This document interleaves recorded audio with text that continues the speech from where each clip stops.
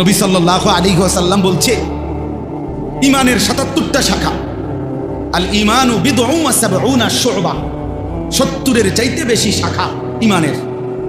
তো এর মধ্যে একটা শাখা হলো লা ইলাহা ইল্লাল্লাহ মুহাম্মাদুর রাসূলুল্লাহ। এই কালেমার সাক্ষ্য দেওয়া, কালেমা পড়া, কালেমাটা বলা, এটা হলো একটা শাখা, একটা ডাল।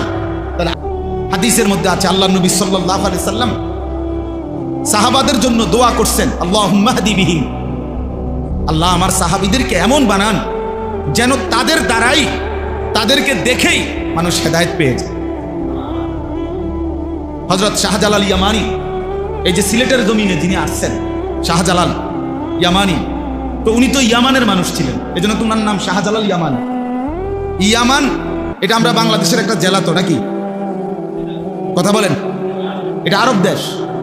তো আরব দেশে হইলে ওনাদের মাতৃভাষা কি ছিল? আরবি। তো শাহজালালের মাতৃভাষা কি ছিল? তো উনি সিলেটে আইসা এই বিপুল পরিমাণ মানুষ কালেমাওয়ালা বানাইলেন কেন? শাহজালাল বলে আরবি, মানুষগুলোর ভাষা তো বাংলা, সিলেটের মানুষের মাতৃভাষা কি আরবি? তো ওরা বুঝলো কেমনে? শাহজালালে বা বুঝাইলো কেমনে? আর ওরাই বা বুঝলো কেমনে? কত ভিন্ন ভাষাভাষী, বুঝলো কিভাবে?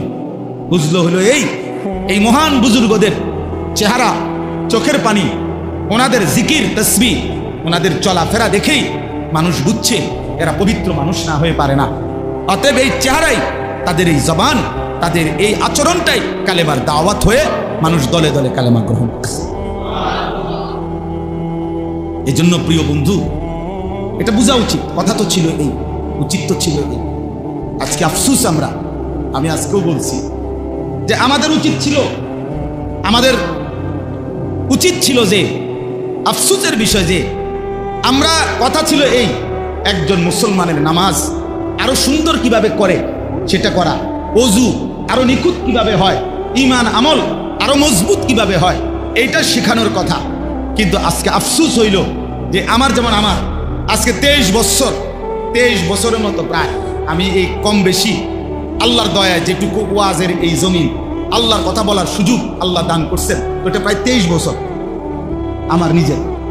এই 23 বছরের জীবনটায় আমার অভিজ্ঞতা হলো, জীবনটা শেষ হয়ে গেল শুধু এই ওয়াজ করতে জায়গায় জায়গায় গিয়ে যে হুজুর নামাজই পড়ে না, তো এই নামাজ যেন পড়ে এইটার ওয়াজ করে। তাইলে যেখানে কথা ছিল যে নামাজ কেমনে আরো সুন্দর হবে, রুকু কেমনে আরো সুন্দর হবে, নামাজ কেমনে আরো জান্নাতমুখী হবে, এটা বলানোর কথা ছিল। কিন্তু আজ উম্মতকে, এখনো মুসলমানকে বুঝাইতে হচ্ছে রাত দিন যে ভাইয়া নামাজ পড়ো, নামাজ পড়ো, নামাজ পড়ো। এর চাইতে বড় আফসোস আর কি হইতে? আজকে দোকানদারকে বলা হচ্ছে দোকান খোলো, দোকান খোলো, দোকান খোলো। চাকরিজীবীকে বলতে হচ্ছে অফিস করো, অফিস করো, অফিস করো। মুসলমানকে বলতে হচ্ছে রাত দিন যে নামাজ পড়ো, নামাজ পড়ো। এর চাইতে বড় আফসোস। তাহলে বাকিটা সুন্দর করবে কখন? বাকিটা ঠিক করবে কখন? মুসলমানকে বলতে হচ্ছে রাত দিন হালাল খাও, হালাল খাও। তো এখনো সে হালাল উপার্জন করবে এটাতেই রাজি না, তো হালাল শিখাবে কখন? তারা বলেন, শিখাবে কখন? নবী সাল্লাল্লাহু আলাইহি ওয়াসাল্লাম বলছে ইমানের ৭৭টা শাখা। আল ঈমানু বিদউন ওয়া সাবউনা শু'বা, ৭০-এর চাইতে বেশি শাখা ইমানের। তো এর মধ্যে একটা শাখা হলো লা ইলাহা ইল্লাল্লাহ মুহাম্মাদুর রাসূলুল্লাহ। এই কালেমার সাক্ষ্য দেওয়া, কালেমা পড়া, কালেমাটা বলা, এটা হলো একটা শাখা, একটা ডাল। তাহলে আরো ৭৬টা শাখা। তা আজকে উম্মতকে কালেমাটা কি, লা ইলাহা ইল্লাল্লাহর অর্থ কি, মর্ম কি, এটাই বুঝাইয়া পারলাম না। তো বাকি ৭৬টা বাকি কখন বলবো? বলেন, কখন বলবো? আমি অনেক সময় আফসোস করে বলি, বুঝার জন্য শুধু বলতেছি। কারো কারো জীবনের 200 বছর চলে গেছে, হায়াতের লম্বা সময়। এখনো উম্মতের বহু মানুষের সিদ্ধান্ত এখনো বুঝা কুলাইতেছে না যে নবীজি কিসের তৈরি, নবী নূরের তৈরি না মাটির তৈরি, এটাই শেষ করতেছে না। তা নবীরে গবেষণা করবে কখন? নবীজির জীবনের উপরে আমল করবে কখন? নবীজির অনুসরণ করবে কখন? কি দিয়া বানাইছে এটাই তো শেষ করে, বুঝেন নাই হিসাব? এখন এটাই তো শেষ হয়। রাসূলুল্লাহ সাল্লাল্লাহু আলাইহি ওয়াসাল্লামের তাইলে 23 বছরের মেহনত বুঝবো কোন দিন? ওরে ভাই কি বড় বড় বড়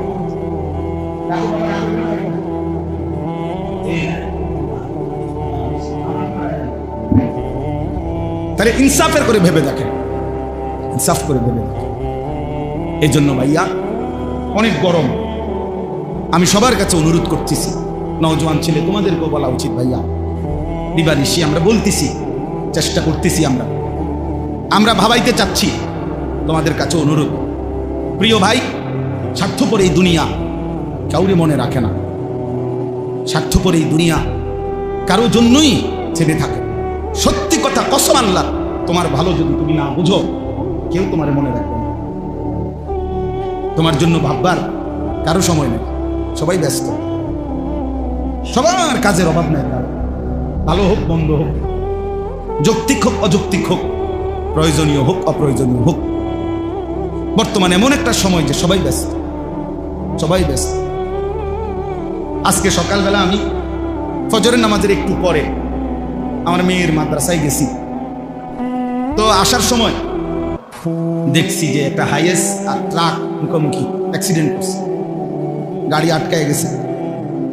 তো হাইয়েস গাড়িটার এই মাইক্রোটার ড্রাইভার একদম ভিতরে ঢুকে গেছে, অনেক কষ্টে ভাইয়া বুঙ্গা যখন তারা বের করছে, কিছুক্ষণ পরে বেচারা মারা গেছে।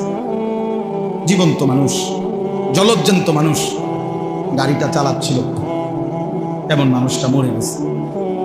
আমার বলার বিষয় হলো, আমি তাকায় দেখলাম জ্যামের কারণে গাড়ি আটকে আছে, প্রতিটা গাড়ি সর্বোচ্চ ফোর্সে শুধুই হর্ন দিতেছে, ডাইনে বামে বাঁকা সাকা কইরা কোনো না কোনো ভাবে পাশ কাইটা চলে যেতেছে, কেউ থামলো না, কেউ থামলো, কোনো ড্রাইভারও আর থামে না, প্যাসেঞ্জারও থামে, কারো হাতে সময় নাই, কারো হাতে সময়।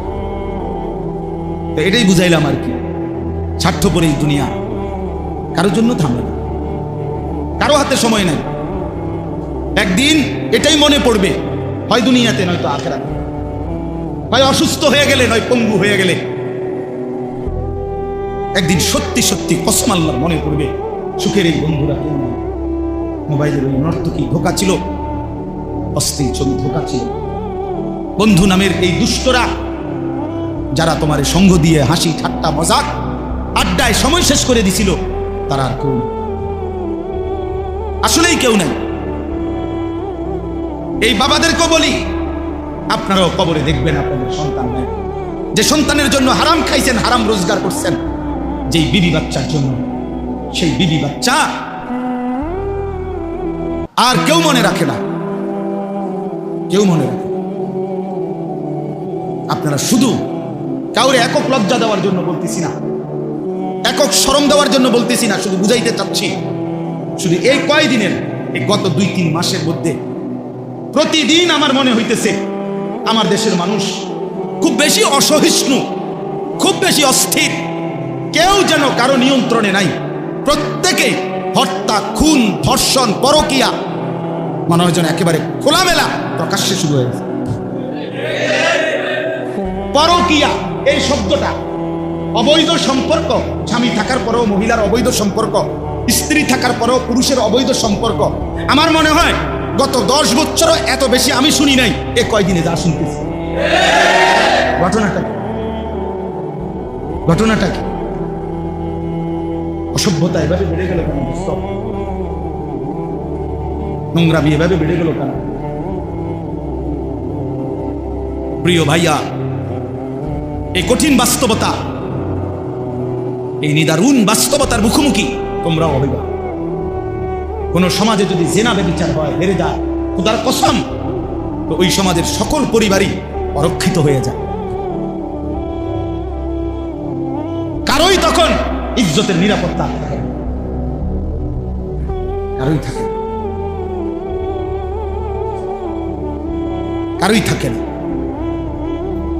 এই জন্য আমরা ভাবা উচিত, মানুষ জলজ্জন্ত মানুষ পিটাইয়া মানুষকে দিনে দুপুরে মেরে ফেলতেছে, আফসোসের ব্যাপার।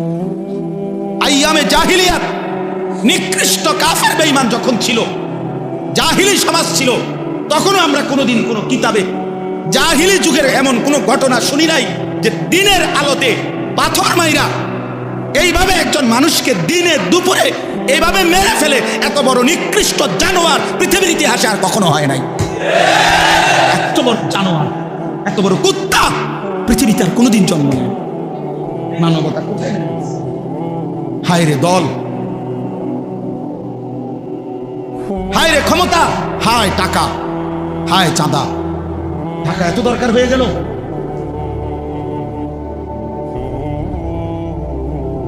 সারা পৃথিবী দেখছে, অবাক হয়ে গেছে, আশ্চর্য। একটা মানুষ দাড়িওয়ালা, একটা যুবক জলজ্জান্ত মানুষটাকে এতগুলো মানুষের সামনে দিনের দুপুরে পাথর মেরে মেরে মেরে ফেলছে।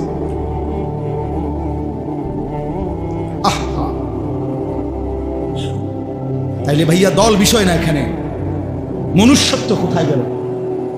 ইনসানিয়ত কোথায় গেল? মানবতা কোথায় হারিয়ে গেল? আজ সে আহত, আজ সে নিহত, আর তুমি সবসময় থাকবে অক্ষত, এর কি নিশ্চয়তা? আজ তার বোন ধর্ষিত, তার স্ত্রী পরকীয়া আসক্ত, আমার ঘর তোমার ঘর সবসময় থাকবে পবিত্র সুরক্ষিত, তার কি নিশ্চয়? তার কি নিশ্চয়? দোস্ত আমার, বন্ধু আমার, বাবা আমার, প্রিয় সাথী আমার, নওজোয়ান, সবাই মিলে ভাবো, আগামী পৃথিবী তোমরা বাঁচতে হবে, এই সমাজ নিয়েই তোমরা চলতে হবে। আরে তুমি থাকতে তো হইব, এই সমাজে বাঁচতে তো হইব। তুমি তো সম্পূর্ণ নিজেকে আলাদা করলে জীবন চলবে না। সমাজবদ্ধ মানুষ না থাকলে মানুষের জীবন চলবে না, কারণ একা মানুষ সব কাজ সমাধা করতে পারে না। আমি চলতে হইলে আমার ড্রাইভার লাগবেই, জীবন চলার পথে আমার দোকানদার লাগবেই, কাস্টমার লাগবেই, প্যাসেঞ্জার লাগবেই।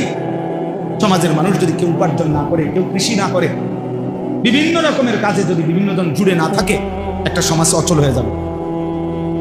তাইলে এই সমাজ আমরা বাঁচতে হবে, এখানে আমরা বড় হইতে হবে, এখানে আমাদের সন্তানরা বড় হবে, এখানে তোমরাও আগামী দিনে যে কয়জন ছেলে পড়ছো, বাবা তোমাদের কাছে অনুরোধ করি, প্রিয় ভাই, তুমি একা হইলেও ভাইবো আমার এই কথাটা, তুমি তো এই সমাজ থেকে আলাদা না। তাইলে এই সমাজের চারদিকে যদি ছেলে মেয়ে, নারী, পুরুষ, যুবক, যুবতী সবাই যদি এরকম অসভ্যপনা, বেহায়াপনা, অস্থির হয়ে আর তোমরা মজা পাও, সবাই যদি যার যার জায়গায় খুশি হও যে মা সবাই মিলে দেখতেছ একে অপরের চেহারা, নামাজ নাই, সেজদা নাই, আল্লাহ নাই, খুদা নাই, পর্দা নাই, কুশিদা নাই, তো প্রিয় ভাই আগামী পৃথিবীতে তোমরা চলবা কেমনে? তোমরা বাঁচবা কেমনে? কেমনে বললে বুঝবে? কি ভাষায় বললে বুঝবে? কি ভাষা? এখানে যারা বাবা, তাদের সন্তানে 9 বছরের বাচ্চার যদি নিরাপত্তা না থাকে, আমার সমাজ কোথায়? বলে 9 বছরের বাচ্চার যদি নিরাপত্তা না থাকে, তাকে যদি এত বড় জুলুমের শিকার হইতে হয়, আমার সমাজ কোথায় নেমে গেছে? বলে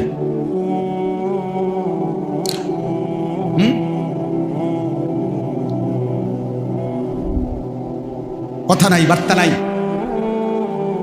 নিরীহ 2 জন ইমাম মুয়াজ্জিন, ওনাদেরই রিমান্ড হয়ে গেল, বাকি ঘটনা সব আড়াল হয়ে গেল। বুঝলেন না? দুনিয়া না ধোকা দিবা, আখেরাত, আখেরাত। আজকে না জুলুম করলা, আগামী দিনে আখেরাতে, আখেরাতে আড়াল করবে কে? এই জন্য আমি আমার কথা এতটুকুই, প্রত্যেকের কাছে ছেলেরা, বাবারা নিজের দিকে আরেকটু যত্নবান হও। ছেলেরা তোমরাও বাবা আরেকটু যত্নবান হও। এতটা বেনামাজি জিন্দেগি ভালো না, এতটা চরিত্রহীন জীবন প্রিয় ভাই ভালো না। এত নারী, এত ছবি, এত উলঙ্গ দৃশ্য, এত বেহায়াপনা প্রিয় ভাইয়া সুখ আনবে না, স্বস্তি আনবে না, তৃপ্তি আনবে না। দিনের পর দিন তোমাদের অনেক ছেলে কোনোদিন 5 ওয়াক্ত নামাজ পড়ো না, মুসলমানের বাচ্চা হয়ে প্রিয় সন্তান, এত মন্দ হওয়ার কথা।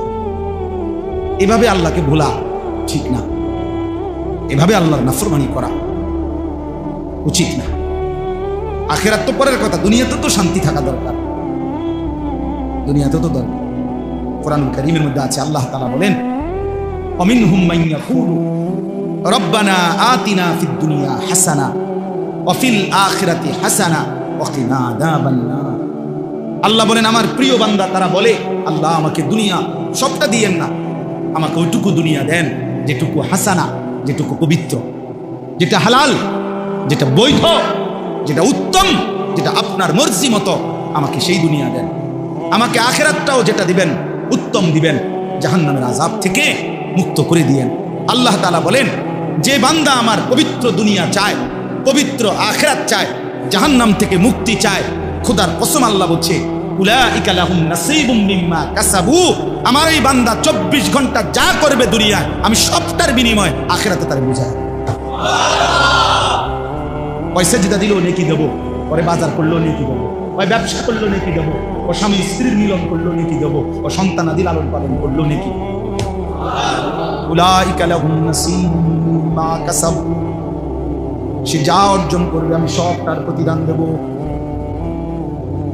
কারণ সে আমার কাছে চাইছে, ব্যবসা হোক, বাজার হোক, সংসার হোক, স্ত্রী হোক, সন্তান হোক, জীবনে আমার কাছে সে পবিত্রতা চাইছে, হালাল চাইছে, হালাল চাইছে। ফামিনান নাসি মান ইয়াকুলু রব্বানা আতিনা ফিদ দুনিয়া ওয়া মা লাহু ফিল আখিরাতি মিন খালাক। রব্বুল আলামিন বলেন, আর যেই মানুষটা বলে যে আল্লাহ আমারে যা দিবেন শুধু দুনিয়ায় দেন।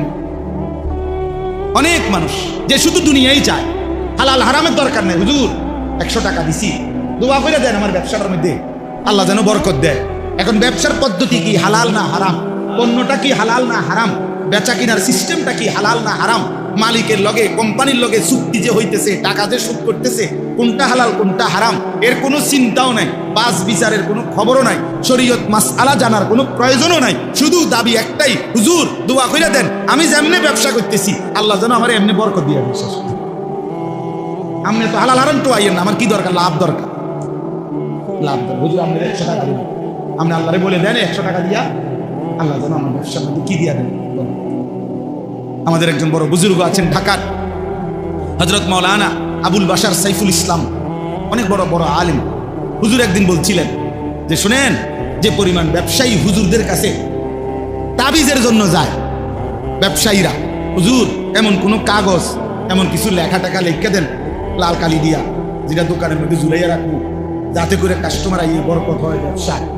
এরকম বহু দোকানে দেখবেন চারিদিকে কাগজ ঝুলানো, লেখা বিভিন্ন রকমের কাগজ, তাবিজ। তাবিজের জন্য, ব্যবসার বরকতের জন্য যে পরিমাণ হুজুরের কাছে গেছে, আলেমের কাছে, তার 100 ভাগের 1000 ভাগের 1 ভাগও একটা শরীয়তের মাসআলা যে এটা হালাল না হারাম, এই পদ্ধতিটা আমার এটা জানার জন্য 1000 ভাগের 1 ভাগও যায়। বুঝেন নাই কথা? কোম্পানি বলে দিছে টার্গেট পুরা করতে পারলে 3 দিনের কক্সবাজার ট্যুর। বাহ, টার্গেট ফিল আপ করে দিছে কক্সবাজার।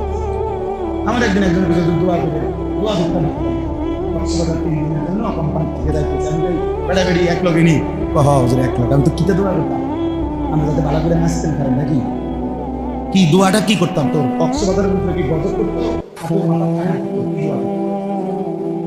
আপনি বলেন না, তার লাগে কি দোয়া করতো? এতে কক্সবাজার যায় দোয়া, বুঝলেন? মানে হালাল না হারাম এত কিছু দরকার না, দোয়া করে দেন আমার দুনিয়া দরকার, আমার দুনিয়া দরকার। রব্বানা আতিনা ফিদ দুনিয়া, আল্লাহ দুনিয়াই দেন শুধু, আর কিছু লাগবে না। ওমা লাহু ফিল আখিরাতি মিন খালাক। রব্বুল আলামিন বলে, বান্দা মনে রেখো, এমন নাফরমান দুনিয়া তো কিছু মিলবেই, বান্দা যাই পাওয়ার কিছু দুনিয়া তো পাবাই, তবে শুধু মনে রেখো ওমা লাহু ফিল আখিরাতি মিন খালাক, আখিরাতে কিন্তু কোনো অংশ থাকবে না, আখিরাত কিন্তু কিছুই মিলবে না। দুনিয়া তো আমি আল্লাহ তোমাকে দেব না কেন? তুমি চাইছো তোমারে দেবই দুনিয়া, আমি আল্লাহ তো না চাইলেও দুনিয়া দেই। কাফেরকে দুনিয়া দেই, বেঈমানকে দিয়েছি, মুশরিককে দিয়েছি, নাস্তিক মুরতাদ আমি আল্লাহকেই চিনে না, আল্লাহকেই মানে না, আল্লাহকেই বলতে কিছু স্বীকার করে না, এমন বেঈমানকেও তো আমি আল্লাহ দুনিয়া দিয়েছি, তোমাকে দেব না কেন? বাতে না উদা খাইবা না, এটা তো আমি কুত্তারও খাওয়াই, জানোয়ারকেও খাওয়াই। হ্যাঁ, দুনিয়া তো আমি জানোয়ারকেও দেই বেটা, তোরে দিতাম না, যা নে বেটা। আর কি তা বাতে না দুগা, আর কি খাবিয়ে না। বিল্ডিং, আরে বিল্ডিং তো ইউরোপ আমেরিকার মধ্যে কুকুর শুকর ওরা যেখানে ফার্মে পালে কুত্তা শুকর, ওইগুলোও তো বিল্ডিং এ থাকে, এসি রুমে থাকে। কি হইছেটা কি বেটা? এসি গাড়ি, এটা তো জানোয়ারও চলে ইউরোপের মধ্যে। আমার একজন পরিচিত আমারে বলছে, জাপানে থাকে, যে হুজুর আপনার এসব প্রাইভেট কারে আমরা জাপানে ছাগল টানি, ছাগল টানে, ছাগল। আমি যদি বলি ভাই সব বক্তা জানেন তো প্রাইভেট কারে আসছি, ছোটখাটো বক্তা মনে করি, আরেকতে কইবে হুজুর প্রাইভেট কারে ছাগল টানে। বেটা গিরি কি তা, মানে এটার মধ্যে কি এটা গিরি বলেন না,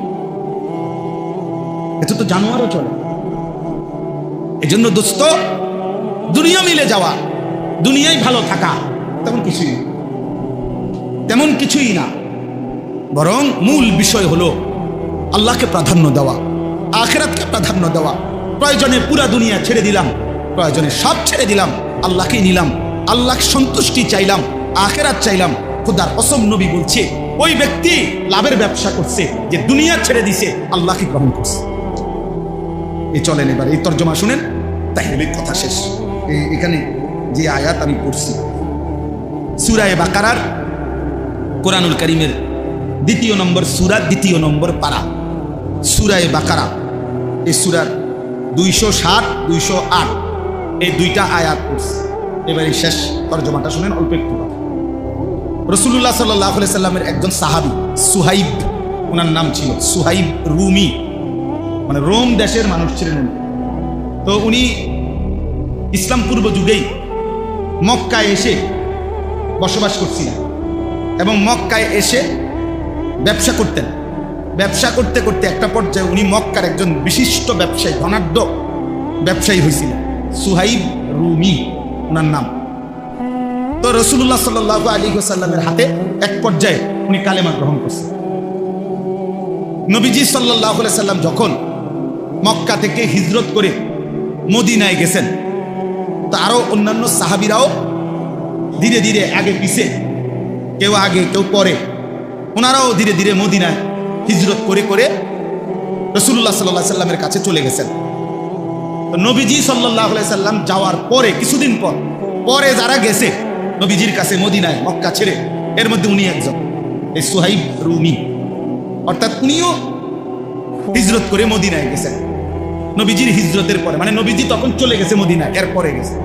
তো যেদিন উনি মক্কা থেকে হিজরত করে গোপনে মদিনার উদ্দেশ্যে রওনা দিছে, ওই দিন কিছু দূর যাওয়ার পরে মক্কার কুরাইশরা খবর পাইয়া ওনারে ঘেরাও দিয়া ধরে ফেলছে, আটকাইয়া ফেলছে, যাইতে দিবে না মদিনা। এই তখন তাফসীরের মধ্যে আছে, আমি এই আয়াতের জন্য কইতেছি একটু কথা। তো তাফসীরের মধ্যে আছে এই সাহাবী উনি একজন তীরন্দাজ সাহাবী ছিলেন, মানে সাহাবীদের মধ্যে সবচেয়ে বেশি তীর ছুটতে পারতেন, কাফেরদের তীরন্দাজ উনি একজন পারদর্শী ছিলেন। তো ওনার কাঁধের মধ্যে যেই ধনুক তীর ছিল, উনি কাফের কুরাইশদেরকে দেখাইয়া বলছে, দেখো তোমরা সবাই জানো আমি মক্কার সেরা তীরন্দাজদের একজন, কাজেই ইচ্ছা করলেই তোমরা আমার কাছে এখন আসতে পারবে না। আমি যতক্ষণ পর্যন্ত আমার কাছে তীর আছে অতক্ষণ আমি একজন একজন করে গাইতালাম, হ্যাঁ, কাজে আমার কাছে আসতে পারতাম। এরপরে যদি আমার তীর শেষ হয়ে যায়, এরপরে আমার কোমরে তরবারি আছে, এই দেখো আমি তরবারি চালনা তো অভিজ্ঞ, তোমরা জানো। এরপরে আমি তরবারি দিয়ে তোমাদের সাথে যুদ্ধ করব, সেখানেও তোমাদের বহু লোক হতাহত হবে, হ্যাঁ। এরপরে যদি তোমরা আমারে ধরতে পারো, কাজেই এত অল্পতেই আমারে তোমরা ধরতে পারবা না, আটকাইতে পারতা না, তোমাদের অনেক ক্ষতি হবে। কিন্তু এই কথাটা শুনে, কিন্তু আমি তোমাদের কাছে একটা প্রস্তাব দিচ্ছি, আমি জানি তোমরা আমারে কেন আটকাইছো, অন্য অনেকেই চলে গেছে, তারে আটকাও নাই, আমারে আটকাইছো তোমরা, আমি জানি, কারণ তোমরা জানো যে আমি মক্কার ধনাঢ্য ব্যক্তিদের একজন, আমার কাছে অনেক সম্পদ আছে, স্বর্ণরৌপ্য আছে, এটা তোমরা জানো, আমি জানি, এই জন্য তোমরা আমারে আটকাইছো। আমি জানি তোমাদের মূল লোভ সম্পদের প্রতি, অতএব আমার যত সম্পত্তি আছে, যেখানে যেখানে আমি রেখে আসছিলাম এখন আমি সব বলে দিচ্ছি, তোমরা সব কিছু নিয়ে নাও, বিনিময়ে শুধু আমারে একা আমার আকা, আমি যার জন্য যাচ্ছি, আমার সেই প্রিয় বন্ধু আমার রাসূলের কাছে যাইতে হবে। আমার বাধা দিও না, আমারে আমার কাছে, আমার নবীর কাছে আমার যাইতে, আমি কিচ্ছু নেব না, সব দিয়ে দিলাম, সব জানাই দেবো তোমাদের, তোমরা আমারে ছেড়ে দাও। স্বাভাবিকভাবে আমার দরকার তারা, তোমরা হতাহত হইবা, এটাও করো না, আর সম্পদও আমি নেব না। তাফসীরের মধ্যে আছে মক্কার কুরাইশরা বলছে, তুমি এই ঘোড়া যেটা নিয়ে রওনা দিছো এটাও দিয়া লাইতে হবে, শুধু গায়ের পোশাক ছাড়া আর কিছু নিতে পারবা না। উনি বলছে ঠিক আছে, আমি শুধু আমার গায়ের পোশাক নিয়েই রওনা দিলাম, আর সব সম্পত্তির কথা একবারে দাগে দাগে বলে দিলাম, তোমরা সব নিয়ে নাও, আমি আমার এই এক কাপড়েই আমার রাসূলের কাছে আমি যাইতে চাই, তবু আমারে বাধা দিও। মক্কার বেঈমান কুরাইশরা সমস্ত সম্পত্তি নিয়ে উনারে ছেড়ে দিয়েছে। উনি একা এক কাপড়ে এই লম্বা পথ, দীর্ঘ পথ সফর করে আল্লাহ নবী সাল্লাল্লাহু আলাইহি ওয়াসাল্লামের কাছে মদিনায় পৌঁছা নবীজি সাল্লাল্লাহু আলাইহি ওয়াসাল্লামের দরবারে বসে এই পুরো ঘটনা শুনেছে। ইয়া রাসূলুল্লাহ, আমি কেমনে আসছি শুনেন, আমারে তারা বাধা দিছিল, আমি তাদেরকে এই বলে আমার সারা জীবনের অর্জিত সমস্ত স্বর্ণ রৌপ্য গহনা সম্পদ সব দিয়া, এমনকি বাহনের ঘোড়াটা পর্যন্ত দিয়ে এই এক কাপড়ে, ইয়া রাসূলুল্লাহ আমি আপনার কাছে এসেছি। খোদার কসম, তাফসীরে আছে আল্লাহ নবী তখন চিৎকার দিয়ে আওয়াজ করে খুশিতে আল্লাহ নবী বলছেন, রাবিহাল বাই, রাবিহাল বাই, সুহাইব তোমার ব্যবসা বড় লাভবান হয়েছে, তোমার ব্যবসা বড় লাভবান হয়েছে। ব্যবসা রাবিহা, সামান্য দুনিয়া ছেড়ে দিছ আল্লাহর ভালোবাসায়, আল্লাহর সন্তুষ্টির জন্য, রাসূলের সন্তুষ্টির জন্য সব কুরবানি করেছ, তুমি লাভ। এর তখন ঠিক ওই সময় আল্লাহ তাআলা জিবরাইলকে পাঠিয়ে এই সাহাবীর প্রশংসায় কোরআন কারীমের এই আয়াত নাযিল করেছেন, ওয়া মিনান নাসি মান ইয়াশরি নাফসাহু। আল্লাহ বলে, বন্ধু আপনার সাহাবীদের মধ্যে কিছু সাহাবী এমন যারা তাদের পুরা জীবনটাকে বিক্রি করে ফেলেছে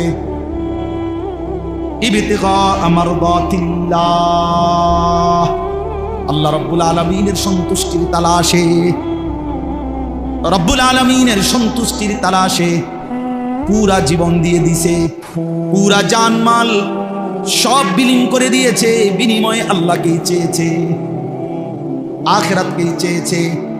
আল্লাহ বলেন, আল্লাহু রাউফুম বিল ইবাদ, এমন বান্দার ব্যাপারে নিশ্চয়ই আল্লাহ বড় বেশি দয়াবান, আল্লাহ তাকে উপযুক্ত পুরস্কার দিয়ে ভরপুর করে দেবে। আপনি ঘাবড়ায়েন না, ওরে বলে দেন আমি আল্লাহ ওরে সন্তুষ্ট করি। কোরআন শরীফে আছে হযরত আবু বকর সিদ্দিক রাদিয়াল্লাহু তাআলা আনহু জীবনের সব কিছু আল্লাহর জন্য বিলায় দিয়েছিলেন। তো নবীজিকে আল্লাহ তাআলা কোরআনের আয়াত নাযিল করে নবীজিকে আল্লাহ শুনাইছিলেন। লম্বা সূরার মধ্যে আছে লাস্টে, ওয়ালা সাউফা ইয়ারদা, আল্লাহ নবীজিকে বলছে, বন্ধু আপনার সাহাবী আবু বকরকে বললেন আপনি তারে খুশি করার দরকার নাই, আমি আল্লাহ নিজে হাসরের ময়দানে আপনার আবু বকরকে আমি খুশি করে দেব। ওয়ালা সাউফা ইয়ারদা ওয়াল লাইলি ইযা ইয়াগশা, এই সূরার শেষে আমি তাকে খুশি করে দেব। তো আল্লাহ তাআলা এখানেও বললেন, বন্ধু আমি বললাম আমার সন্তুষ্টির জন্য আপনার এই সাহাবী নিজের সব দিয়ে দিয়েছে, তার পুরা জীবন বিক্রি করে দিছে, বিনিময়ে আমি আল্লাহকে গ্রহণ করছি। এই জন্য দোস্ত, এই জন্য প্রিয় ভাই, আমি কিংবা তুমি, জওয়ান কিংবা বুড়ো, আমাদের প্রত্যেকের জীবন মূলত আল্লাহর জন্য, আখিরাতের জন্য। আমরা যদি আল্লাহকেই না পেলাম, নামাজই না পেলাম, এই কপাল যদি সেজদাই না দিল, আল্লাহকেই না চিনল, তো ওই কপাল মন্দ কপাল, লানত ওই কপালের উপরে, থুতু মারি ওই কপালের উপরে। ছেলেরা মনে রাখিস, তোদের ওই কপালে আমি থুতু মারি যে কপাল আল্লাহ সেজদা দেয় না, নাফরমান। তোর ওই কপালে থু থু, তোর কপালে থুতু মারে, থুতু মারলাম তোর ওই কপালে। তুই ভাত খাস, খাবে না, তুই শুধু ঘুম যাস, পেশাব পায়খানা করস, রাস্তার জানোয়ারের দিকেও তাকাইস, ওই জানোয়ারও খায় আর ঘুমায়, পেশাব পায়খানা। যা বেটা, ভাতে খাবে, অসুবিধা নেই, খাওয়া বেটা। আর কি এই তো দুনিয়া, এই তো দুনিয়া। আল্লাহকেই ভুল্লা গেলা, সেজদাকেই ভুলে গেলা, নামাজকেই ভুলে গেলা, মালিককেই ভুলে গেলা। জীবনে চিনলাই কি আর শিখলাই কি, বুঝলাই কি? এই আকল, এই দেমাগ, এই চোখ, এই কান, এই দিল, এটা দিয়ে আর মানুষ হয়ে লাভ কি? যে দিল আল্লাহ চিনে না, যে কান আল্লাহর কথা শুনে না, যে কপাল আল্লাহকে সেজদা দেয় না, যে চোখ আল্লাহর কুদরত দেখে না, খোদার কসমে কোরআন আল্লাহ তাকে বলছে উলাইকা কাল আনআম, ওইটা জানোয়ার, জানোয়ার, জানোয়ার, জানোয়ার, জানোয়ার। আল্লাহ বলে যদি কোনো কথা কয় তো তারে কবি বালহুম আদাল, না না তুই জানোয়ারের চাইতে নিকৃষ্ট। যদি গাঁড় ফাঁক দেয় তো কবি হয় তুই জানোয়ার, কোনো খারাপ। কোরআন শরীফ দেখো, আল্লাহ বলছে লাহুম কুলুবুল লা ইয়াফকাহুন, দিল আছে বোঝে না, চোখ আছে দেখে না, কান আছে শুনে না, সে জানোয়ার। আল্লাহ বুঝতে একটা ছেলেই বদলায়, একজন, তাইলেও আমাদের কষ্ট সার্থক ইনশাআল্লাহ। একজনই বদলায়। বড় মজমা দিয়া করবা কি? বৃষ্টি না হইলে আরো বড় মাহফিল হইতো, আরো বড় মাহফিল হইলে আরো বেশি বুট বেচা হইতো, হ্যাঁ আরো চটপটি বালা বেচা হইতো। আরো বড় মাহফিল হইলে খেলনা, বাঁশি, প্যাঁপু এগুলো আরো বেশি বেচা কেন হতো। এই তো মানে আরো বড় মাহফিল দিয়ে কি হবে? 50,000 লোক দিয়ে কি হবে? হেদায়েতের জন্য 50,000 কিংবা 5 জন, এটা কোনো কথা না। আসমানওয়ালা গ্রহণ করলে সামান্য বালুও দাম, আসমানওয়ালা গ্রহণ না করলে পাহাড়ও ভেঙে ভেঙে বালু হয়ে যায়। আল্লাহ আমাদেরকে বুঝতাম। অতএব সর্বশেষ কথা হলো আল্লাহ বলেন ইয়া আইয়ুহাল্লাযীনা আমানু দুখুলু ফিস-সিলমি কাফা, হে মুমিন, হে ঈমানদার, আমি আল্লাহ তোমাকে বলছি আমার ঈমানদার বান্দা পুরাপুরি ইসলামের মধ্যেই ঢোকো। শান্তি, কামিয়াবি, ইজ্জত, মর্যাদা, সম্মান ইসলামের মধ্যে, আল্লাহকে মানার মধ্যে। আমরা কিতাবে পড়ছি হযরত ওমর রাদিয়াল্লাহু তাআলা আনহু এরকম মসজিদের মিম্বরে বসে, ওমর যখন অর্ধ পৃথিবীর বাদশাহ খলিফা, তখন তিনি বলতেন সাহাবীদেরকে, যে সাহাবারাদেরকে, ভাইয়ারা, যে বন্ধুরা শোনো, আমি সেই ওমর ইসলাম পূর্ব যুগে যে একজন মহিলার বকরি চড়াইতাম ভাড়ায়, পারিশ্রমিকে একটা মহিলার ছাগল বকরি চড়াইতাম। আমি এত বোকা ছিলাম যে কোনোদিন ওই মহিলার বকরিগুলা সন্ধ্যাবেলায় গুন্না, যতটা সকালে নিছিলাম ততটা বিকালে আইসা গুন্না বুঝাইয়া দিতে পারতাম না। আমার 4-5টা বকরি ডেলি হারাই যেতাম। কয়টা ছাগল গুন্না ঠিক করে কয়টা নিছিলাম, কয়টা ফিরে এলো, এটা আমি পারতাম না। আমি এত বোকা ছিলাম, ছাগলটা গুন্না রাখতে পারতাম না। সেই ওমর, ইসলাম আমাকে এতটা ইজ্জত দিছে, আজ আমি যে কয়টা ছাগল ঠিক রাখতে পারতাম না, সে আজকে অর্ধ পৃথিবী। তিনি বলছেন ইসলাম আমাকে দামি বানাইছে, রাসূলের অনুসরণ আমাকে দামি বানাইছে, নয়তো আমি সেই মক্কার মহিলার বকরি চড়ানো রাখালি থাকতাম, অখ্যাতই থাকতাম। আজ ইসলাম আমাকে দামি বানাইছে, আল্লাহর দিন আমাকে দামি বানাইছে। এই জন্য আল্লাহ বলছে পুরা ইসলামের আল্লাহকে দিন মানো। এই জন্য ছেলেরা নামাজ পড়ো, ছেলেরা আখলাক সুন্দর করো, বাবারা হালাল উপার্জন করেন, হারাম রোজগার করেন। বুড়া মিয়ারা শেষ বয়সটা বিড়ি, সিগারেট, সাদওয়ানের গপ আর বন্স বিড়িতে শেষ করেন না, আল্লাহর জিকিরে শেষ করেন, আল্লাহকে ডেকে শেষ করেন। হায়া ওয়ালা তাত্তাবিউ খুতুওয়াতিশ শাইতান, আল্লাহ তাআলা বলেন কোনোভাবেই শয়তানের পথ, শয়তানের কদম অনুসরণ করো না। প্রতিটা গুনাহই শয়তানের পথ, সেখানে যেও না। ইন্নাহু লাকুম আদুউম মুবিন, নিশ্চয়ই শয়তান তোমাদের প্রকাশ্য শত্রু। অর্থাৎ শয়তানকে যদিও দেখা যায় না, প্রত্যেকটা গুনাহই শয়তান, প্রত্যেকটা নাফরমানি, প্রত্যেকটা মন্দ চিন্তা, এটাই শয়তান। কাজে এটা স্পষ্ট, শয়তান কোনটা, যেটা গুনাহ এটাই শয়তান, যেটা গুনাহ এটাই কি শয়তান। এই জন্য আল্লাহ বলছে নিশ্চয়ই শয়তান প্রকাশ্য শত্রু। মানে যদিও শয়তান আমাদের কাছে মনে হয় সে তো দেখি না, আমি না না, প্রতিটা গুনাহই এটা কি শয়তান, এটা তো প্রকাশ্যই। এই জন্য ভিন নারীর হাসি, এটা প্রকাশ্য দেখা যায়, এইটাই শয়তান। হারাম ছবি, এটাই শয়তান। তোমার অসৎ বন্ধু যে তোমার নারী ছবি, অশ্লীল দৃশ্য দেখায়, আল্লাহর কথা ভুলায় দেয়, ওইটা বন্ধু না, এটাই শয়তান, এটাই শয়তান। এর উপরেই শয়তান সওয়ার হয়েছে। মানুষ যেরকম যারা জিন সালাম দেয়, তারা কোনো মানুষের উপরে জিন আনে। অনেক জিন সালাম দেয় না অনেকে, আলগা জিন আইয়ে না, জিন কোনো একটা কিছুর উপরে আসে, মানুষের উপরে আসে। তাদের এরকম কোনো মানুষের উপরে তারা কি আনে, কথা বলে মনে হয় হেইতে, আসলে না, জিনে কথা বলে। এই জন্য আল্লাহ তাআলা বলছে নিশ্চয় শয়তান প্রকাশ্য শত্রু। আল্লাহ আমাদের সবাইকে শয়তানের কুমন্ত্রণা থেকে হেফাজত। আমরা ইনশাআল্লাহ এই রাত গভীরে চলো বাবা ভাই সবাই আমরা নিয়ত করি যে নিজের ভালো, নিজের কল্যাণ, নিজের আখিরাত ফিকির করবো ইনশাআল্লাহ। ছেলেরা বাবা কষ্ট করছো ভাই, গরমের মধ্যে আমরারও কষ্ট হয়েছে, সবাই মিলে আমরা সবর করছি। এত রাত অবধি সিজনের বড় মাহফিলেও মানুষ এতক্ষণ বসে থাকে না, আপনারা কষ্ট করছেন, ছেলেরা অনেক সবর করছেন।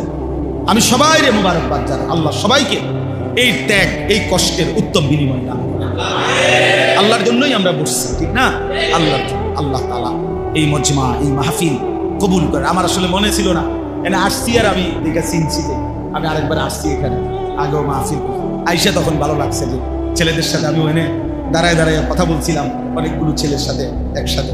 পরে আমার মনে হয়েছে আল্লাহ তাআলা এই আলোকিত যুব সমাজকে বাস্তবিক অর্থেই এই সমাজ, এই দেশ, এই জাতির জন্য আলোকিত করে দেন। আল্লাহ আমাদের সবাইকে কবুল করেন। নবীজি সাল্লাল্লাহু আলাইহি ওয়াসাল্লাম বলেন, প্রত্যেক মানব সন্তান, প্রতিটা ভূমিষ্ঠ শিশু মায়ের পেট থেকে যে এই পৃথিবীতে ভূমিষ্ঠ হয়, জন্মগ্রহণ করে, আল্লাহ তাআলা প্রত্যেককেই ফিতরাত তথা ইসলাম দিন মানা, আল্লাহকে মান্নার পূর্ণ যোগ্যতা দিয়েই ভূমিষ্ঠ হয়, পাঠান। প্রতিটা মানব সন্তান আল্লাহকে মানার পূর্ণ যোগ্যতা নিয়েই ভূমিষ্ঠ হয়। অতঃপর পিতা মাতা ফাআবাওয়াহু, অতঃপর তার মা বাবা ইউহাব্বিদানিহি, ওই সন্তানটিকে ইহুদি বানিয়ে ফেলে, আও ইউনাসসিরানিহি, অথবা খ্রিস্টান বানিয়ে ফেলে, আও ইউমাজ্জিসানিহি, অথবা অগ্নি পূজক বানিয়ে ফেলে। এটা রাসূলুল্লাহ সাল্লাল্লাহু আলাইহি ওয়াসাল্লামের হাদিস। অর্থাৎ মা বাবার গাফলতি, খামখেয়ালি, মা বাবার সন্তান লালন পালনের ক্ষেত্রে আল্লাহ তাআলা এবং তার রাসূল সাল্লাল্লাহু আলাইহি ওয়াসাল্লামের দিক নির্দেশনা কি, এটা না জানা অথবা এটা ব্যাপারে অবহেলা করার মাধ্যম হয়ে ধীরে ধীরে বাচ্চাটা আচারে, আচরণে, আখলাকে ইহুদি হয়ে যায়, অথবা খ্রিস্টান হয়ে যায়, অথবা মূর্তি পূজক হয়ে যায়, ইমানদার আর থাকে। তাইলে রাসূলুল্লাহ সাল্লাল্লাহু আলাইহি ওয়াসাল্লাম এই কথা স্পষ্ট বলছে যে মা বাবার গাফলতি, অবহেলা সন্তানকে বরবাদ করে ফেলে। হাদিসের মধ্যে আছে, নবী সাল্লাল্লাহু আলাইহি ওয়াসাল্লাম বলেন, মা নাহালা ওয়ালিদুন ওয়ালাদাহু মিন নুহমিন মিন আদাবিন হাসান। মা বাবা,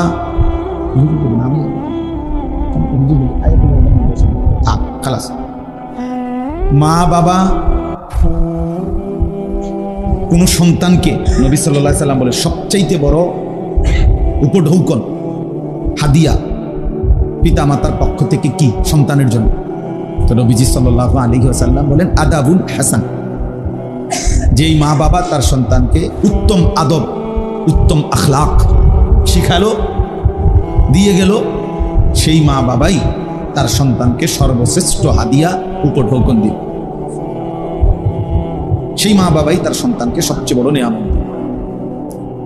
তাহলে এই হাদিস দ্বারাও এই কথা স্পষ্ট, একজন মুসলিম বাবা মার মূল জিম্মাদারি নিজের সন্তানের ঈমান, আমল, আখলাক, আখিরাত, আল্লাহমুখী জীবন, আখিরাতমুখী জীবন। বাচ্চা মানুষ দুষ্টামি করবে, কাঁদবে, অনেক কিছুই করতে চাইবে। তো বাচ্চা যেহেতু অনেক কিছু করতেই চাইবে, এই জন্যই তো তাকে নিয়ন্ত্রণ করার জন্যই মা বাপকে দিছে। এই জন্যই তো এতগুলো অভিভাবকের ছায়া তার মাথার উপর, বাবা মা, বড় ভাই, বড় বোন, চাচা, মামা, ফুফা, খালু, নানা নানি, দাদা দাদি, এতগুলো মানুষ যার মাথার উপরে, অভিভাবকের ছায়া, মুরব্বীর ছায়া তার মাথার উপরে, এগুলো কেন দিল? তাই এজন্যই তো দিল যে এরা তদারকি করবে, এরা এদের প্রতি যত্নবান হবে, এরা এদের আদব আখলাকের দিকে খেয়াল রাখবে, সংশোধন করে দিবে, ঠিক করে দিবে।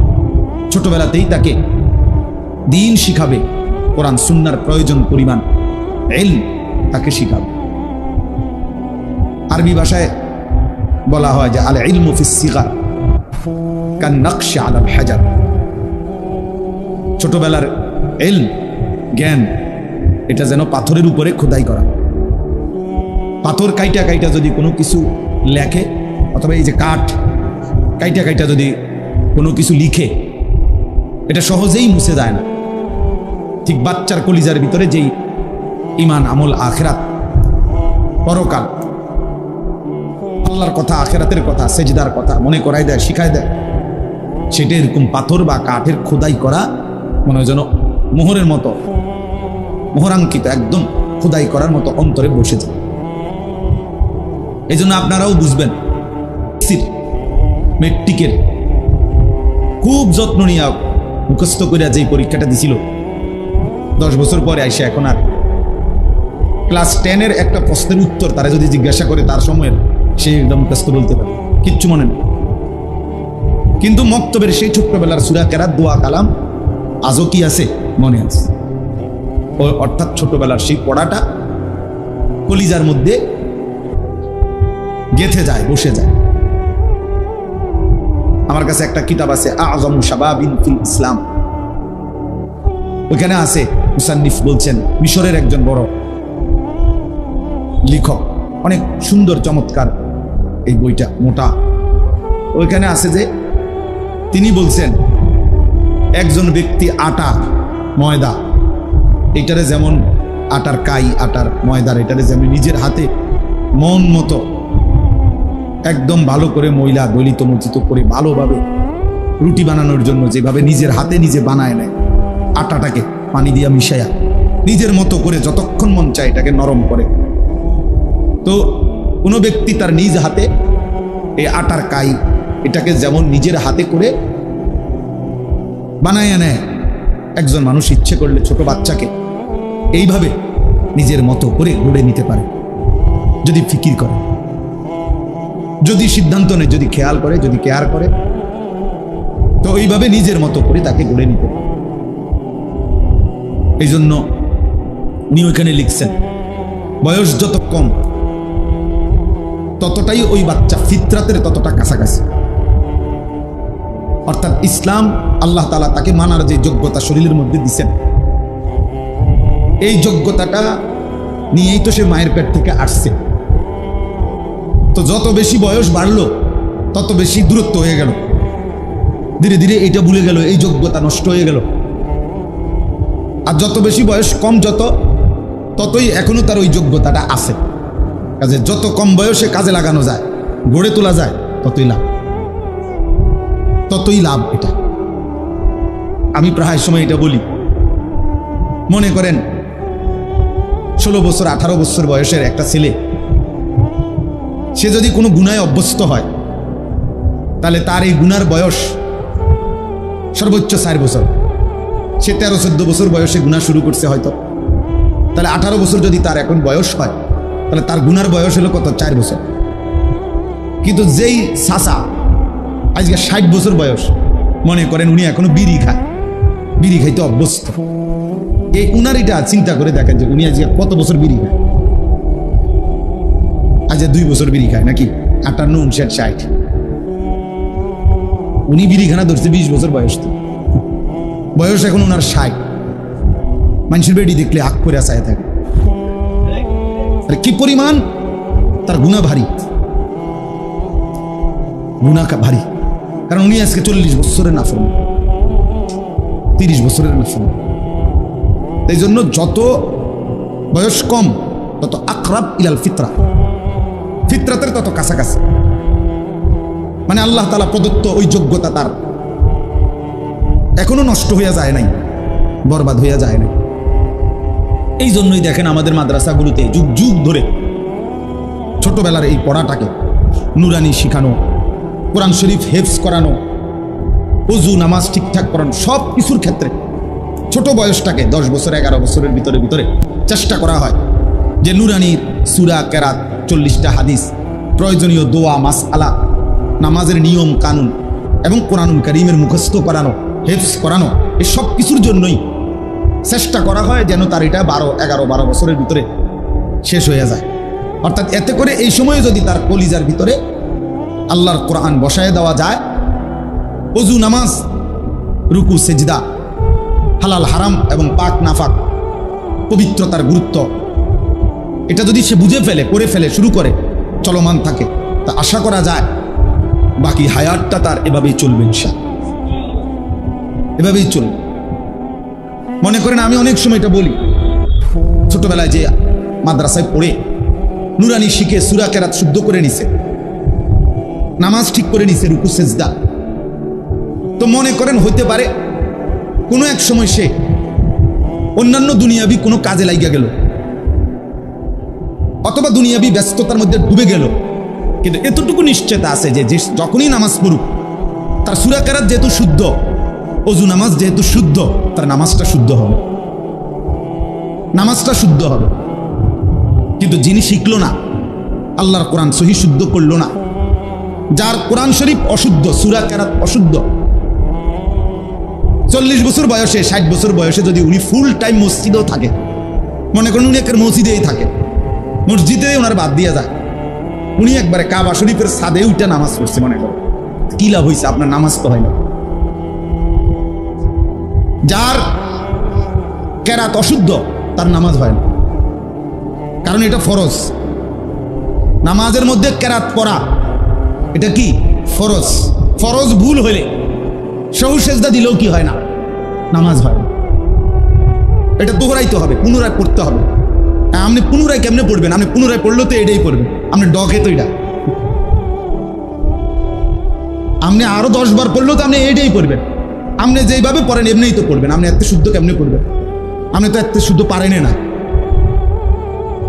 আপনি তো সূরাটাই শুদ্ধ বলতে পারেন না। আমরা আপনার এই হজ্জের সফরেও দেখি বয়স্ক বাবা চাচাদের কাছে শুধু তালবিয়াটা লাব্বাইক আল্লাহুম্মা লাব্বাইক এইটা শুদ্ধ করার জন্য বুকটা মাটিতে লেগে যাচ্ছে হাজির। এই ব্যাটারে শুধু এইটা ঠিক করতে করতে দামটা শেষ, কিন্তু আলাপ শুরু করলে মাশাআল্লাহ ওনার পণ্ডিতির লগে মাড়ির তলের সাপ বিচ্ছু যদি থাকে এটা উঠতে যাবে, এমন ডাকাত, মানে এমন কথার ডক, বাপরে বাপ, কথার ছুটে ভালো মানুষ জাগাত বই থামছে, পণ্ডিত এত পণ্ডিত মাতবর, কিন্তু সূরা কেরাত ঠিক করতে কইবেন না, হুজুর কি আমরা এই বয়স আছে ইতান ওনার কইয়া লাভ নাই, কোন রকম আল্লাহ আল্লাহ কইয়া মরিয়া গেলেছে, কোন রকম মরলেই আমরা ওনার জন্য কবরে নাস্তা পানি নিয়ে ফেরেশতা আপেল মালটা লইয়া বইয়া রয়েছে ওনার জন্য। আমি শুধু কোন রকম মরিয়া কবরে গেলেই ওনারে ফেরেশতা বা তরকারি খাবো, উনি বাপটা এমন। অথচ কোরআনুল কারীমের মধ্যে আল্লাহ তাআলা কোন রকম মরতে নিষেধ করছে, বলছে কোন রকম বাচ্চা থাকো, মরিও না, মরলে পুরা মরিও, ওয়ালা তামুতুন্না ইল্লা ওয়া আনতুম মুসলিমুন, অর্থ তো হলো পুরা মুসলিম হয়ে মৃত্যুবরণ করতে বলছে। আমার খুলনার হযরত আরিফ বিল্লাহ হযরত মাওলানা মুফতি নুরুল আমিন সাহেব, বহুত বড় বুজুর্গ হযরত সব সময় বলে যে ইমানের ৭৭টা শাখা আছে, একজন মুসলমানের উচিত মৃত্যুর আগে আগেই ইমানের ৭৭টা শাখা এটা লিখা, একটা একটা করে দেখা পইরা নিজের সাথে মিলানো, আমার মধ্যে আছে কোনটা নাই কোনটা, যেটা আছে এটা আলহামদুলিল্লাহ, যেটা নাই ওইটা কেন নাই, ওইটা আমি আনবো কিভাবে আমার মধ্যে, এইভাবে মিলাইয়া একারে দাগ নম্বর খতিয়ান মিলাইয়া ইমান পূর্ণ করে তার কবরে যাওয়া উচিত, তার কবরে যাওয়া উচিত। আল্লাহ তাআলা বলছে উদখুলু ফিস সিলমি কাফা, পুরাপুরি ইসলামের মধ্যে ঢুকো, পুরাপুরি ইসলামের মধ্যে ঢুকো। এই জন্য বাপ আমার বলার উদ্দেশ্য হল প্রত্যেক মানব সন্তান, বাচ্চা বয়স যত কম সে তত ফিতরাতের কাছাকাছি, সে তার মধ্যে মানার যোগ্যতা এখনো শেষ হয় নাই, আল্লাহর হুকুম মানার যোগ্যতা এখনো শেষ হয়ে যায় নাই। যত কম বয়সে যতটা কাজে লাগানো যায়, দিনমুখী করা যায়, আল্লাহমুখী করা যায়, আখিরাতের জন্য প্রস্তুত করা যায়, ততটাই লাভ। কিন্তু অনেক দুর্ভাগা মা বাবা আছে ছোট বয়সে বাচ্চাটাকে অবহেলা করে ফেলে দেয়, যে হুজুর বাচ্চা মানুষ আস্তে আস্তে ঠিক হয়ে যাবে, আমি সবসময় বলি এটা, আস্তে আস্তে বাচ্চা ঠিক হয় না। কোনো কিছু ফেলে দিলে আস্তে আস্তে ওইটা পাথর, লোহাও যদি মাটির উপরে রাখে আস্তে আস্তে লোহাটাও মাটি হয়ে যায়। মাটি লোহা হয় না, লোহা মাটি হয়ে যায়, লোহা মাটি হয়ে যায়। এই জন্য ফেলে রাখলে ধীরে ধীরে আস্তে আস্তে 18 বছর না যাইতেই, 16 বছর না যাইতেই অবহেলা অনাদরে যদি বাচ্চাটাকে নিজের হাতে ছেড়ে দেয়, তো বাচ্চাটা এই অল্প সময়ের ব্যবধানে এমন দুশ্চরিত্র, এমন অসৎ এবং এমন গুণের সাথে জুড়ে, যেখান থেকে ফিরাইয়া আনা পরবর্তীতে খুব কঠিন হয়ে যায়, খুব কঠিন হয়ে যায়। এই জন্য ধীরে ধীরে বাচ্চা ঠিক হয় না, ধীরে ধীরে নষ্ট হয়। ফেলে রাখলে আস্তে আস্তে নষ্ট হয়ে যায়, এটা অপদার্থ হয়ে যায় ধীরে ধীরে, তখন আর নিয়ন্ত্রণে থাকে না, নিয়ন্ত্রণে থাকে। এই জন্য এটা গুরুত্ব যে মা বাবা যদি সচেতন না হয় তাইলে হবে না। রাসূলুল্লাহ সাল্লাল্লাহু আলাইহি ওয়াসাল্লাম ছোট্টবেলাতেই 5 বছর, 7 বছর, 10 বছরের বাচ্চাদেরকেও নবীজি সাল্লাল্লাহু আলাইহি ওয়াসাল্লাম ওই সময়ই তারবিয়ত করছেন, ওই সময়ই শিখাইছেন। হাদিসের মধ্যে আছে হযরতে হাসান নবী সাল্লাল্লাহু আলাইহি ওয়াসাল্লামের নাতি, বড়জন ফাতেমা রাদিয়াল্লাহু তাআলা আনহার ছেলে, মানে হাসান হুসাইন যে আমরা বলি, এই হাসান যিনি বড়জন, 5 বছর বয়সে উনি মসজিদে নববীর বারান্দা থেকে মান্নতের সাদকার খেজুর রাখা ছিল, উনি একটা খেজুর মুখে দিয়েছেন। আল্লাহ নবী সাল্লাল্লাহু আলাইহি ওয়াসাল্লাম দেখে সাথে সাথে ডাক দিয়ে নবীজি বলছে কাখ কাখ, মানে ওয়াক ওয়াক, ফেলো এটা ফেলো। ওনার মুখ থেকে ওই খেজুরটা ফেলাই দিছেন। ফেলাইয়া কাছে টাইডা বললেন, আমা তাআলাম ইন্না লা নাকুলু সাদাকা, নাতি তুমি কি জানো না যে আমরা মান্নত, নির্ধারিত সাদকা যেটা মান্নত, এমন খেজুর মানে এমন জিনিস আমাদের নবী বংশের জন্য খাওয়ার অনুমতি নাই। তো এই জন্য আল্লাহ নবী সাল্লাল্লাহু আলাইহি ওয়াসাল্লাম নাতির বুক থেকে এটা ফেলাই দিছেন, খাইতে দেন নাই, ওনারা ওই সময় শিখাইছেন। অথচ হাসান হুসাইন রাদিয়াল্লাহু তাআলা আনহুমা, ওনারা নবীজির কলিজার টুকরা ছিল, কলিজার টুকরা ছিল। নবীজি বলতেন হুমা রাইহানাতাই ফিদ দুনিয়া, হাসান হুসাইন এরা দুইজন আমার দুনিয়ার দুইটা সুগন্ধি ফুল। মানুষ যেমন ফুল থেকে ঘ্রাণ নেয়, আমি আমার এই দুই নাতি থেকে ঘ্রাণ নেই। এমন মহব্বত করতেন। আরো কত ঘটনা আছে ওনাদের ভালোবাসার, কত ঘটনা, কিন্তু আখলাক শিখানোর ক্ষেত্রে ছাড় দেন নাই, ছাড় দেন না। যে নাতিরে কাঁধের উপরে নিয়ে চড়াইছেন সেটাও এক মহব্বত, কিন্তু আখলাকের ব্যাপারে ছাড় দেন না। এখানে ঠিকই শিখাইছেন, এখানে তিনি ছাড় দেন। উনি ইচ্ছা করলে আরো 10টা খেজুর ঘরের থেকে আইনা ওইখান থেকে দিয়ে দিতে পারতেন ওই স্তূপের মধ্যে, কিন্তু এটা না করে, এটা তো করতে পারতেন, কিন্তু বাচ্চা তো শিখতো না, সে তো আর শিখলো না, কিন্তু এটা করাতে তো তিনি শিখছেন। নবী সাল্লাল্লাহু আলাইহি ওয়াসাল্লামের সাথে 10 বছর বয়সী একজন সাহাবী, তিনি রাসূলুল্লাহ সাল্লাল্লাহু আলাইহি ওয়াসাল্লামের সাথে খাইতে বসছেন। এই খাইতে বসার সময় আল্লাহ নবী সাল্লাল্লাহু আলাইহি ওয়াসাল্লাম লক্ষ্য করছেন উনি খাবারের মধ্যে হাত নাড়ানাড়ি করে, মানে একবার এন থেকে দূর নেয়, ওই পাশ থেকে একটু, ওই পাশ থেকে একটু, এরকম নিচ্ছেন। বাচ্চা মানুষ। আল্লাহ নবী সাল্লাল্লাহু আলাইহি ওয়াসাল্লাম সাথে সাথে বললেন, ইয়া গুলাম, হে প্রিয় বৎস, সাম্মিল্লাহ, বিসমিল্লাহ বলো। কুল বিয়ামিনিকা, ডান হাতে খাও। কুল মিম্মা ইয়ালিকা, তোমার সামনের থেকে খাও, তোমার সামনের থেকে যাও, ওখান থেকে শুধু খাও। এই বাচ্চা মানুষ কিন্তু নগদ আখলাক শিখাইছে যে বিসমিল্লাহ বলো, ডান হাতে খাও, সামনের থেকে খাও, হাত নাড়ানাড়ি করো। তাইলে বাচ্চা হিসেবে তৎক্ষণাৎ আখলাক শেখানো দরকার, এখনই শিখাইছে, এখনই শিখে না। বাচ্চা মানুষ, পুলান মানুষ এরকম করেই, তো সে শিখবে কখন? সে তো করেই, আমিও কই, কিন্তু তাকে শিখাবে কে? কেউ না একজন যদি না শিখায়, শিখবে কোত্থেকে? শিখবে কোত্থেকে বলেন? এই জন্য এটা জরুরি বিষয়।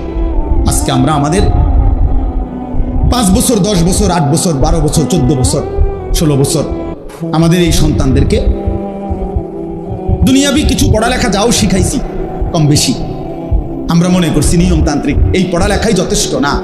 আখলাক, তাকে আল্লাহ চিনানো, আখেরাত চিনানো, তারে তার গন্তব্য, প্রকৃত ঠিকানা আখেরাত, এটা বুঝানো, আল্লাহর কসম এটা মা বাবার দায়িত্ব। কোরআনুল কারীমের মধ্যে আল্লাহ তাআলা বলছেন, কোরআনে বলছেন, ওয়া'মুর আহলাকা বিস-সালাহ, ওয়াসতাবির আলাইহা, আপনি আপনার পরিবারের সদস্যদেরকে নামাজের আদেশ করুন এবং নিজেও নামাজের উপরে মজবুত থাকুন।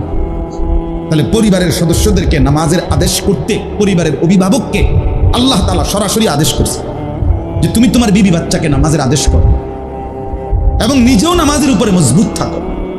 তাহলে এটা আমাদের দায়িত্ব। আমরা দায়িত্ব যেটা এটা পালন করি নাই, আর যেটা আমাদের দায়িত্ব ছিল না আমরা ওইটাকে ব্যস্ত হিসেবে গুরুত্ব দেই, যে সুদে পারি, কিস্তিতে পারি, ওজনে কম দিয়া পারি, বাটপারি করে পারি, সিটারি করে পারি, যেমনে পারি আমার সংসারের চাহিদা মেটানোর জন্য আমার উপার্জন করতে হবে, এটা আমার দায়িত্ব। যেমনে হোক, হালাল হোক হারাম হোক, কিস্তি হোক সুদ হোক নাজায়েজ হোক, আমি টাকা মিলাইয়া কমপক্ষে 10 শতক 30 শতক জায়গা একটা বাড়ি করতেই হবে আমাকে। আমি থাকতে থাকতে আমার এই 4তলা বিল্ডিংয়ের কাম শেষ করে দিয়ে যাইতেই হবে, নাহলে আমার জিফুত ফতে ফতে হাঁটবে। আমি থাকতেই আমার ছেলে বিদেশ পাঠাইয়া আমার চোখে আমি কামাই রোজগারি করে এটা দেখে যাইতে হবে। কামাই রোজগার এই জন্য প্রয়োজনে 12 লাখ টাকা সুদে নিলাম, কিস্তিতে নিলাম, আমার নিজের জাহান্নাম প্রয়োজনে ঠিক করে নিলাম, কিন্তু জিফুত্রে বিদেশে পাঠাইয়া গেল। এই বোকা মানুষগুলো, এই আহাম্মক মানুষগুলো কিয়ামতের দিন কবরে, হাসরে, আখিরাতে নিজেরাও পস্তাবে, আফসোস করবে, ওই সন্তানরাও আফসোস করবে।